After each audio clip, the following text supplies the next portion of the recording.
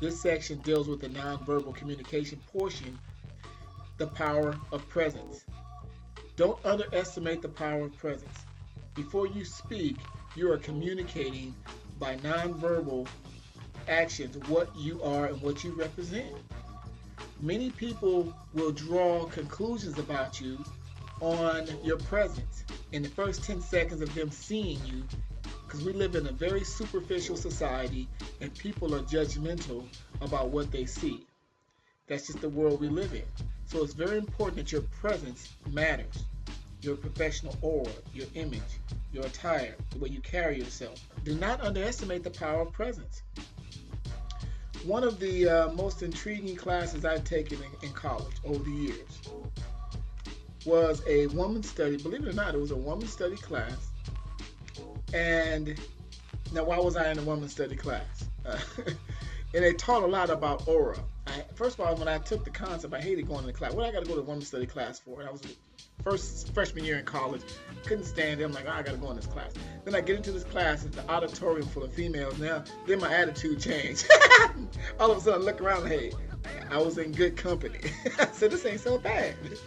But once I started learning what they were teaching in this class, it was so powerful. To this day, it is the most powerful class I've taken in college. What you were learning in that class was things like aura and presence and disseminating energy and reading body language, powerful stuff. There is this thing called aura. And what is an aura? As written here, is a distinctive quality, a characteristic, or distinctive impression created by someone or something. Everyone has an aura about them. I do believe that there is an aura and an energy that everyone has about them. There is a presence that you have. And believe it or not, as we learned in these classes, your presence is you affect other people just by your presence alone. Have you ever walked into a room, or someone walked into a room that you were in, and that person, without saying anything, affected everybody else's attitude? Anybody experience that? It happens. You can have an energy about you, an aura of professionalism, an aura of confidence, an aura of arrogance, an aura of regalness, or whatever. But believe it or not, your presence chemically affects other people. It is scientific. In that class, I also learned scientifically that they taught how, using the example of how an animal can sense fear. Now, fear is an emotion, yet animals can smell or sense fear. So that proves that, wait a minute, what your emotional chemical release is, it's effective and people can detect it. And it can really affect people around you. So, and that's true for me, because I actually physically and realistically experienced something like that a while back. I was walking through my own neighborhood, and I was with my son, and we were walking through the neighborhood, and some dog, a Rottweiler, had got out of somebody's yard in my neighborhood. And you know about Rottweilers, those things are vicious. They're killers. You'd have to shoot one of them. So it got out of somebody, and he was approaching us. And I was, okay, here I am with my little son. I'm like, whoa, what's going on? What we going to do? And of course, I didn't want to look like a punk in front of my son, but I was scared.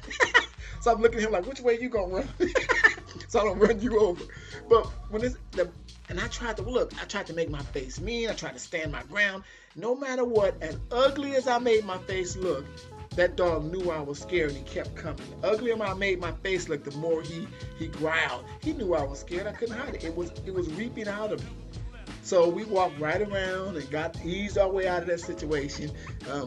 Really, by the way, if you know you're scared, if you go around the back of your own house. I didn't even try to go through the front door. We creeped around the back of my own house. I was scared. The point is, animals can sense fear, and maybe humans can sense not fear, but also discomfort or lack of confidence. If you walk into a room and you are not sure of yourself, or you are scared, or you're nervous, or those things, that lack of confidence will reap out of you, and people can detect it. People sense an aura of confidence about you. So before you walk into a room, reaffirm yourself who you are and what you are, so you can walk into that competition with a sense of confidence and self-assured. self-assurance is so powerful, and confidence is so attractive. Now we'll get more into that because there is a difference between confidence and arrogance, and we will learn that a little bit later. But understand the value of order and how you carry yourself with your head up and how you represent yourself even without speaking. You can represent and you can affect other people. Very important, the power of presence.